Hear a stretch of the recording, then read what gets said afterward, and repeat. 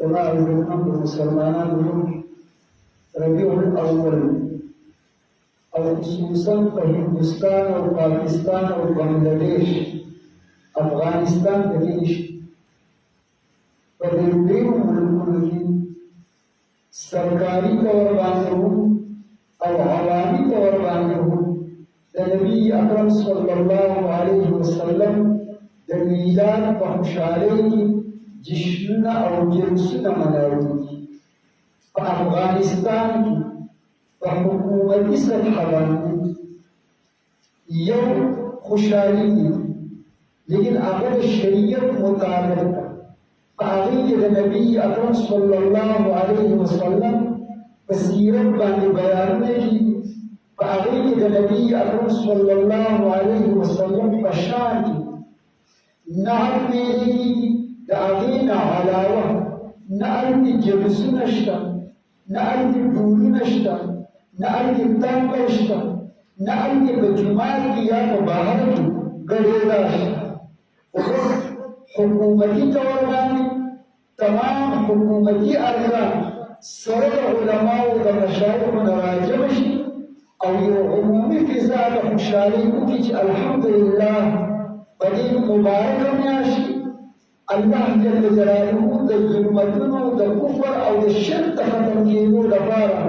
ये अजीम नूर और रना द नबी अकरम सल्लल्लाहु अलैहि वसल्लम वसूरत की दुनिया करा ले गए लेकिन खुसूसन जरूर पर वजुमातुनु वाली द दुनिया बलगुन लगी लगी बैंक चावत सुख मरकज और गैस के बैंक चिदटोल मुल्क पहाड़ी के दसुन तबार सोच और फिक्र की पागी बांधों द दुनिया लड़ाई में गई बलकुल पे लगी गई और खुशहाली का अल्फाज भी लिखी गई चाहे मिलाद नबी मुबारक और पैगंबर सल्लल्लाहु अलैहि वसल्लम कबूल बांधी दरुदों आयातों ने लिखी गई आग हुकूमती इदारे चिबाने की सेवा द जुल्म और द जबर The basis for buying for service, our High Court or Supreme Court, to the Justice Vice Case, Risana Mahdi, the new Usani Jajana Mahdi, to buy Sumra Jajan near Shidi, about the Zuna or the Jabba or the Gardaran, Abu the Khan or the Malak, Abu the Paisi, but Chamak Bank of Paisani Yori, लेकिन गरीब और मजलूम अगर हम हक न वरो नन बआगे बानियों द दुनिया को कोमे लगी बलकुल बलगी और अलाम बराई चंद नबी अकरम सल्लल्लाहु अलैहि वसल्लम पनीरात बानी खुशहाली मनाओ द पैगंबर अलैहि सलाम मीरात मनाओ बागी बानी खुशहाली और दाद ईमान अलामत अगर मोमिन नहीं अगर मुसलमान नहीं पागल बदल ईमान रतई नहीं क्या बदल नबी अकरम सल्लल्लाहु अलैहि वसल्लम पनीरात बानी खुशहाली करना वली बदल जब आकाई जहां सल्लल्लाहु अलैहि वसल्लम दराके नमक के तूल त्यारी जुल्म जबर बर्बरियत पनाहत बात कबूलो द इंसान भी इहतरामी वा द इंसान द इज्जत भी इहतरामी वा द इंसानों द जनानों भी इहतरामी वा और हर किस्म से द इहतराम बात खल्क खुबे के हो गई लेकिन जब पैगंबर सल्लल्लाहु अलैहि वसल्लम रागे दावा पर अपने बांधे द फारस आबा तशकरा अब दमूर बलवन से चिबारी की तरियों जर का लगो उमूर बरीदों पर जर का लगी मनो द पैगंबर अलैहि सल्लल्लाहु अलैहि वसल्लम पर पैदाइश बाकी अब उमूर मर्श द केसर और द किसरा पर महल्ला की बुगुन लगी नहीं सिजुन लगी नहीं अलामात द आका जहां सल्लल्लाहु अलैहि वसल्लम पर पैदाइश बाकी बदलू की अब महल्लात की जलजली वाली और अब मजबूत हुकूना अगर आओ गुजर दखल को सर सोच पैदा शो कि आखिर बहार में दुनिया में सोच पता हो लगे जरा چې د مور د عقل او د انسان دنیا ته د تعلیم او د تهذیب او د تربیت پیغام ورکوونکي هغه په مکې مکرمې کې د عبدالمطلب د قریش په خاندان کې د عبدالمطلب په کور کې د عبدالله او د آمنې د هغې د تعلق نه یو عظیم نوجوان پیدا شوی دی چې هغه د محمد بن عبدالله ویل د پیغمبر علیه السلام په ولادت باندې خوشحالي مناول خوشحالي کول دا د ایمان علامه ده دا عین ایمان دی چې د هغه په میلاد باندې خوشحالي ونه کړي په خپل میلاد باندې ورته څه خوشحالي وکړي تمییز و پیغمبر علیه السلام هغه د آسمانونو او د ځمکو کې د الله نه بس یو دغه انسان دی چې هغه د الله جل جلاله مرتبه ورکړي دغه پیغمبر علیه السلام پیدا شو دنیا ته تشریف راوړ د څلوېښتو کالو په عمر کې هغه ته نبوت میلاو شو د نبوت هغه دېرش کاله موده هغه چې کافر وي هندو وي سیک وي بت مذهب والا وي د مسلمان نه علاوه چې د پیغمبر علیه السلام په ژوند باندې سوچ او فکر وکړي د هغې مطالعه وکړي هغه چې په دنیا کې اکمل ترین انسان هغه د محمد رسول الله صلی الله علیه وسلم لیکن د محمد علیه السلام د هغه په میلاد باندې ډول وهل دا په شریعت کې نشته چې کله پیدا شو نیکه پې ډول نه ووهلی ترونه پې ډول نه ووهلی ورته خاندان د قریشو یا په قریشو کې بنو هاشم دا د عرب په سرزمین باندې د ټولو نه لویه قبیله او خاندان لیکن هغوی حقیقت کړی وه خوشحالي کړې وه لیکن د حقیقي په طور باندې کړې وه چې کله پیغمبر صلی الله علیه وسلم د مکې مکرمې نه راغی مدینې منورې ته او بیا سلیش ورځې د کلثوم ابن مده سره د قبا په مقام باندې پاتې کېدو او بیا د هغې نه پس مدینې منورې ته چې هغې ته په هغه ډول کې مدینة النبي صلی الله علیه وسلم ویل کېدل د پیغمبر علیه السلام د راتللو نه مخکې د مدینې منورې نوم یثرب قرآن کې هم راغلی دی لیکن بیا دې نه منع شوې ده بیا د پیغمبر علیه السلام د تشریف راوړلو نه وروسته د هغې نوم مدینة النبي صلی الله علیه وسلم ځکه دا پیغمبر علیه السلام آباد کړی دی د پیغمبر علیه السلام په راتلو باندې مدینه منوره آباده شوه ځکه ورته مدینة النبي صلی الله علیه وسلم ویل سلیش ورځې د قبا په علاقې کې د کلثوم ابن مده سره پاتې کېدو او د دغه جومات ابتدا د کلثوم ابن مده د ځمکې په وقف کولو سره وشوه پیغمبر علیه السلام د قبا د جومات په تعمیر کې په خپل نه بدن مبارک باندې حصه اخیسته بیا چې کله د قبا نه راتلو او مدینې منورې والو ته پته ولګېدله چې ځوان را روان دی ماشومان بچي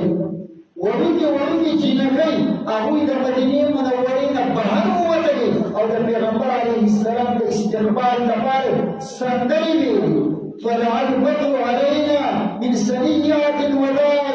وجب الشكر علينا ما دعا لله داعا دا سندرې ویله او ورسره تحمل وه موږ د دې قایل ماشومان جینکۍ غیر مکلفې دي ذمه دارې نه دي که هغه په کور کې تنبلي ووایي که هغه په کور کې سندره ووایي دا د هغې لپاره جایز ده لیکن په سپینه ګیره باندې چې پرون مې په موبایل کې ولیدل او تاسو به هم ټولې لیدلي چې په جومات کې ډول وهلی ډول او پیر صاحب د هغه ځای نه راغی پګړۍ یې تړلې ده سپینې جامې اچولې دي او غټه چوغې هم اچولې ده او ماشاءالله دا لاسونه یې پورته کول په ګډا د مشر سړي لپاره ګډا اچوله ده د مشر سړي لپاره په جومات کې ډول یا په جومات کې تنبل وهل دا د کوم ځای نه دي وایي موږ د پیغمبر علیه السلام په میلاد باندې خوشحالي مناوو خوشحالي وکړه په کور کې وکړه په نفلونو په صورت کې وکړه د تلاوت په شکل کې وکړه د درود په شکل کې وکړه د پیغمبر علیه السلام په میلاد باندې خوشحالي کول په خپل هم ګډېدل او مریدانو ته هم وایي چې څه کېږه ګډېږه زموږ په دې ملک یو فرقه ده د دې تبلیغیانو په مقابل کې راوړې ده د هغوی شنې شنې پګړۍ وي هغوی ته شنه طوطیان ویلي دا د شنه طوطیانو مرکز دی که تاسو د هغوی حالات وکتل نو ته به وایې چې خدایه دا په کوم د جاهلیت په زمانې کې موږ څه کېږو پاتې کېږو چې د ربیع الاول شروع شي هغوی یو قسم رواجونه شروع کړي بیا چې ورپسې رمضان مبارک راشي چې 15 ورځې لږ تېرې شي د هغوی یو قسم رواجونه لري او چې بیا 15 ورځې بس شي شپاړسمه روژه نو بیا په هغه مرکز کې جړاګانې شروع شي چې روژه خو زموږ روانه ده روژه خو زموږ روانه ده دا رسمونه او رواجونه دا په شریعت کې نه پیغمبر علیه السلام دنیا ته راغلی وجود ظاهري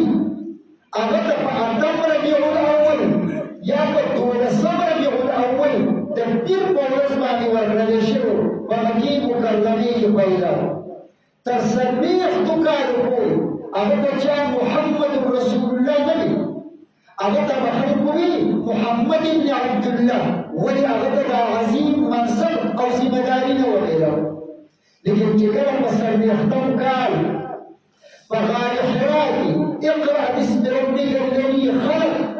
دا 15 آیاتونه نازل شو اوس چې را روان دی خلک ورته محمد بن عبدالله نه وایي خلق ورته وایي دا محمد رسول الله څلوېښت کاله د محمد بن عبدالله په نوم پاتې شوی دی لیکن 30 کاله د ځان نه چې تعبیر کوي نو وایي من محمد بن عبد الله رسول الله د ځان سره د رسول الله دا کنیت او لقب دا د ځان سره لګوي په 30 کاله کې چا په محمد بن عبدالله نه پېژن خلکو به پېژندو په محمد رسول الله باندې دغه محمد رسول الله په قول د قائد محترم هغه فرمایي دا قائد څه ذکر کوم چې دا باندې خبر راغلی د قائد محترم په قول که الله جل که خالق کائنات دا د رب العالمین نو وجه تخلیق کائنات دا د رحمت للعالمین کدا کائنات رب العالمین پیدا کړی نو د دې کائنات د پیدا کولو سبب او علت د دې کائنات د پیدا کولو ذریعه هغه د رحمت للعالمین چې هغه محمد رسول الله دی او دغه محمد رسول الله دغه محبت دا الله جل جلاله د خپل محبت سره ذکر کړی او دغه تابعداري هغه د خپل تابعداري سره ذکر کړی ده بلکې قرآن کې الله جل جلاله وفرمایل چې د رسول الله تابعداري دا د الله تابعداري ده من يطیع الرسول فقد اطاع الله چا چې د رسول اطاعت او تابعداري وکړه د په حقیقت کې د الله تابعداري وکړه قرآن پاک کې الله جل جلاله خپل محبت او د رسول اکرم صلی الله علیه وسلم محبت هغه یو ځای ذکر کړو خو د یو ځای ذکر کولو نه مخکې دا ویلي دي چې په دنیا کې د محبت چې څومره څیزونه دي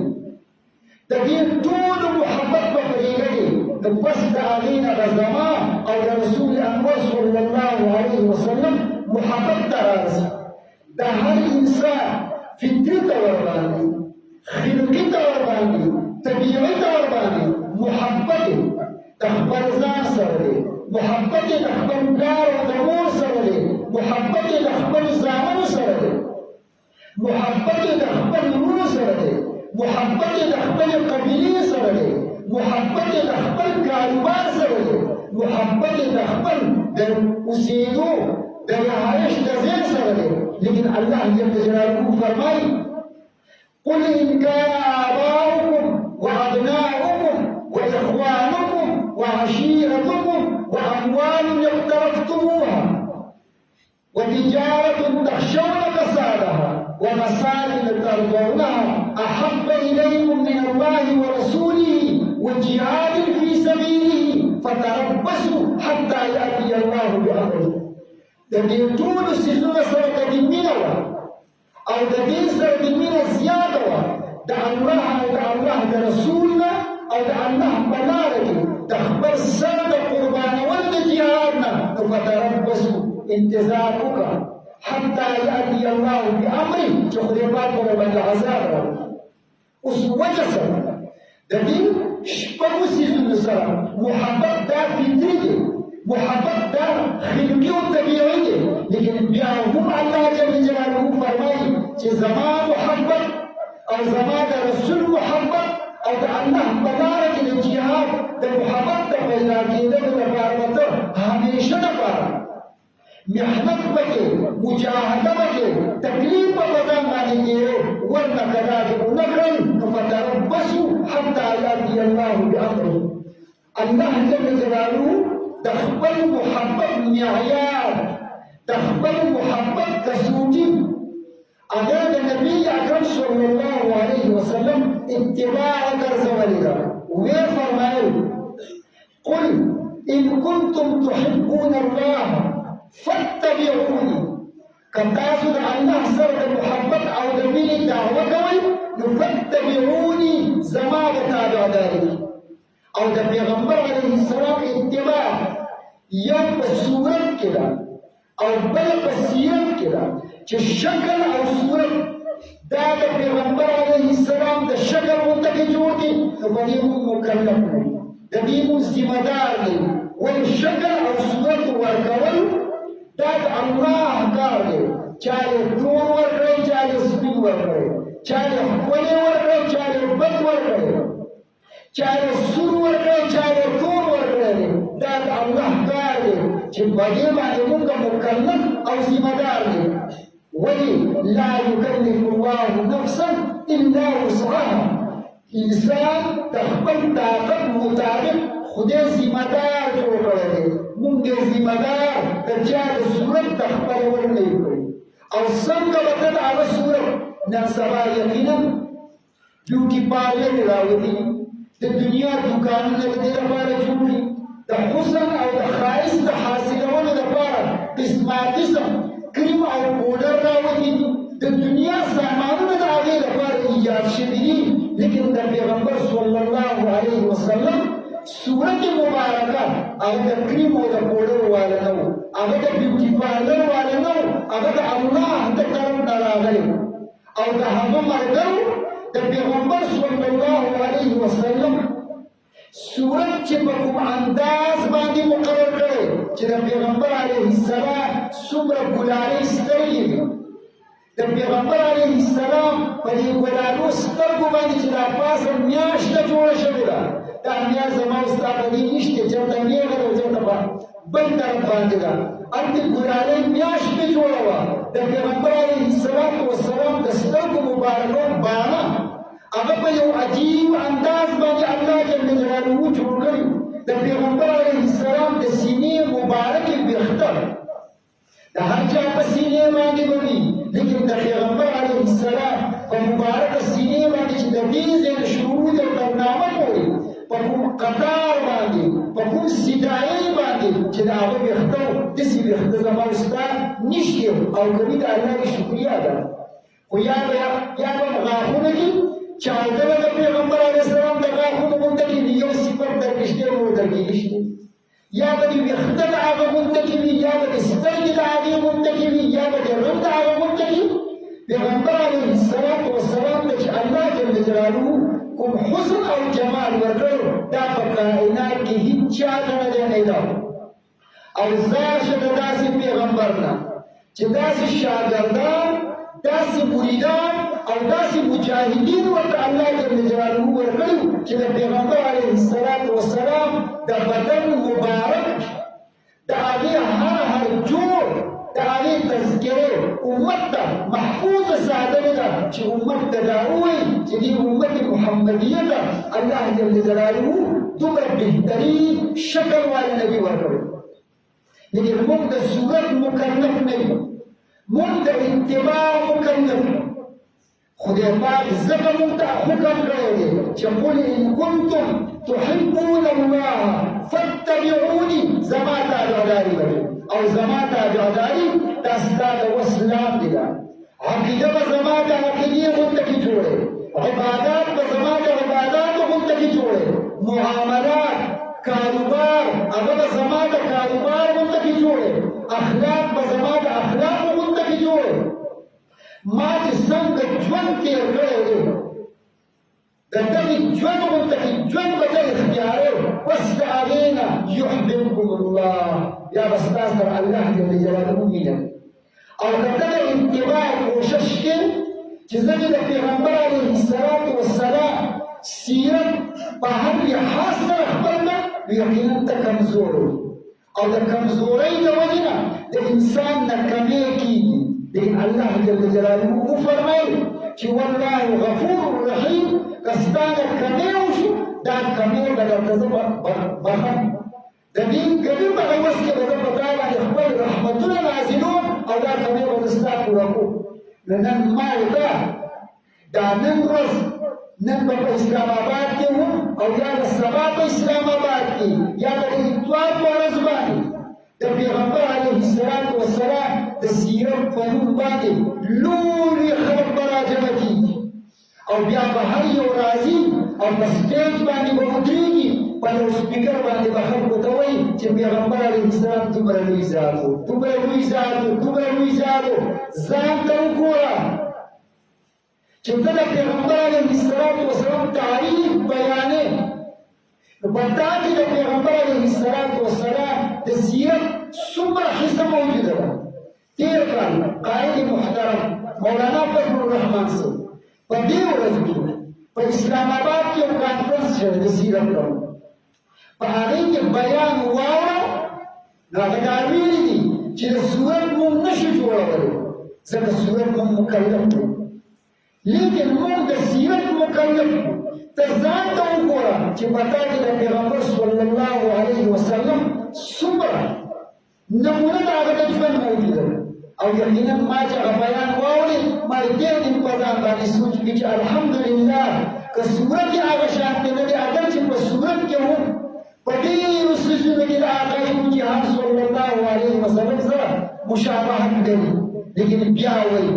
چې کم سے کم د سیرت خو دې په ځان کې نمونه پیدا کړو، لیکن په ما کې د سیرت نمونه نشته. او بیا ویم چې زه د پیغمبر علیه السلام د هغه امتي یم او زه د هغه په میلاد باندې خوشحالي کوم. نو خوشحالي خو دا وه چې دا د هغه ژوند خپل کړی و. صحابه کرام رضي الله تعالی عنهم هغوی چې په لار باندې روان هغوی به خلکو ته دا دعوت ورکړ چې زما دا تلل دا د پیغمبر صلی الله علیه وسلم د تللو مطابق دي، زما خندا دا د پیغمبر صلی الله علیه وسلم د خندا مطابق ده، زما د خلکو سره گفتگو، زما د مېرمنو سره میرانېدل، زما د وفتونو سره میرانېدل دا د آقای دو جهان صلی الله علیه وسلم د هغه د طریقې مطابق ده. ما دا د الله جل جلاله حکم کړی لقد كان لكم في رسول الله اسوة حسنه. قسم دی چې ستاسو دپاره د پیغمبر صلی الله علیه وسلم په دې ژوند کې یو کامله نمونه موجوده ده. لیکن نن پیغمبر پرون ما د دې ملګرو په موبایل کې وګورم، یو سړی دی ګیري دی شین رنګ ورکړی دی، پګړۍ یې شنه کړې ده او ورسره چې د سپلۍ یو څه دي شنې دي او ورسره چې کومه الوان مخ کړې ده هغه الوان سره شنه ده او چې کومې ځلوبۍ یې مخ کړې ده هغه ځلوبۍ هم څه دي شنې دي. هلکه ته په شین رنګ باندې چې د پیغمبر علیه السلام د روضې مبارکې رنګ شین دی، ته دا به په دې شنو باندې زه خلاص شم. نبي اکرم صلی الله علیه وسلم فرمایي چې د قیامت په ورځ باندې به زما دا امتیان راځي، زه به په حوض کوثر باندې ولاړ یم، خپلو امتیانو ته به په خپل لاس باندې جام ډکوم او ورکوم. لیکن زما بعض امتیان به راشي چې موږ د حوض کوثر اوبه راکړه، فرشتي به معنا کوي چې ما نشي هغه چې دا خو زما امتیان دي دا راپرېږدي چې زه ورته اوبه ورکړم فرشتي به نبي اکرم صلی الله علیه وسلم ته عرض وکړي چې یا رسول الله تا ته پته شته ما احدثو بعدک ستا نه وروسته دوی په دین کې څومره طریقې اختیار کړي هغه ستا د دین هغه شکل او صورت هغه دوی بدل کړی پیغمبر علیه السلام ورته وفرمایل چې سحقا لکم ولې شی ولې چاته وایي سپي ته وایي سحقا لکم ولې شی زما نه لرې شي ما ته رانږدې نه شي پیغمبر علیه السلام په خپل ژوند کې نه په سرنیخ کاله کې سالګیره کړې وه چې زه د پیر په ورځ باندې په ربیع الاول کې په اتم یا په 12 پیدا یم راشه زه به خوشحالي کوم کیک به کټ کوم او یا به نور څه خیرات مې راکړو نه په دېرش کاله د نبوت په ژوند کې پیغمبر علیه السلام کړې ده نه صحابه کرام رضي الله تعالی عنهم کړې ده نه تابعین کړې ده نه تبع التابعین کړې ده بلکې په 15مه صدۍ کې په مصر کې یو سلطان یو بادشاه د صلاح الدین چې تاریخ د هغه د دې خبرو نه ډک دی چې هغه اسلامي سلطنت شرمولی هغه د خپل حیا او د شرم د وجې نه خلکو ته یې وویل چې کومه داسې طریقه اختیار کړم چې په هغې باندې زما دا ظلم او زما دا بېدیني دا په خلکو کې پټه شي مشورې ورته ورکړله د پیغمبر صلی الله علیه وسلم د میلاد په ورځ باندې جشن مناو کړه هغه جشن مناول څه چې نن ماشاءالله هغه خو په خپل محل کې مناوله په جومات یا په مدرسې کې به نه نن مونږ راوړو جومات او مدرسې ته ټول پکې ووایو سندرې پکې هم وایو شرکی کلمات پکې هم وایو او بیا وایو موږ د پیغمبر علیه السلام په میلاد باندې خوشحالي کوو نن مې اورېدلي وایي 12 ربیع الاول دی نن چې 12 ربیع الاول دی ډېر به راولي جلسونه به یې نیسي لیکن تپوس دې نه وکړه چې دې مونځ وکړو یا د سهار مونځ کړم یا به د مازدیګر مونځ وکړم یا تا د قرآن تلاوت کړم یا ستا شکل او صورت دا د پیغمبر صلی الله علیه وسلم د طریقې مطابق و امام مالک رحمه الله فرمایي من ابتدع بدعة في الإسلام رعاها حسنة چا چې په اسلام کې داسې یوه خبره ایجاد کړله چې دې هغه د نیکۍ کار ګڼي نو ګویا لکه دا انسان دا عقیده ساتي چې د پیغمبر علیه السلام په دین کې خیانت کړی دی پیغمبر علیه السلام نه په دین کې کمی راغلی دی نن هغه کمی زه پوهه نن د عید میلاد النبي په نوم باندې ملګرو موږ څو اخترونه مناوو موږ 3 مناوو نن هم یو بل موږ د شریعت 2 اخترونه ویلي یو د روژو د ساتلو نه پس وړوکی اختر او بل د ذوالحجې په میاشت کې چې خلک حج ته راشي نو موږ ته وایي وایي په دغه ورځ باندې به بله خوشحالي مناوږي او قرباني به وکړي نه په قرآن کې د دې 2 اخترونو نه علاوه د بل اختر ذکر شته اگر چې زه بیا وویم یو ټکی پکې راغلی عیدا لاولنا وآخرنا د حضرت عیسی علیه السلام نه په سوره مائدې د خپل قوم ته مطالبه وکړه چې آیا ته د الله جل جلاله د دا غوښتلی شي چې موږ ته د اسمان نه یو خوانچه راشي یو ټرې راته راشي چې په هغه کې تیار خوراک پروت وي نو بیا به موږ دا د خپل ځان دپاره او د راتلونکو خلکو دپاره عید وګرځو یعنې د خوشحالۍ ورځ به څه دی وګرځو نو دا خو د هغوی دپاره عید و لیکن څوک دا نشي ویلی چې په کومه ورځ باندې دغه خوانچه او دسترخوان راغلی بیا عیسایان او نسواران هم چېرته په هغه ورځ باندې خوشحالي کوي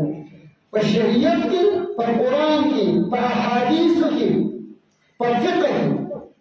صرف او صرف 2 اخترونه دي 3 اختر پکې نشته لیکن دا 3 اختر دا موږ د خپل پروګرام لپاره ایجاد کړی دی چې ښکلي دیګونه به پاخه دي او ماشاءالله دا خوږې وریجې به یې دا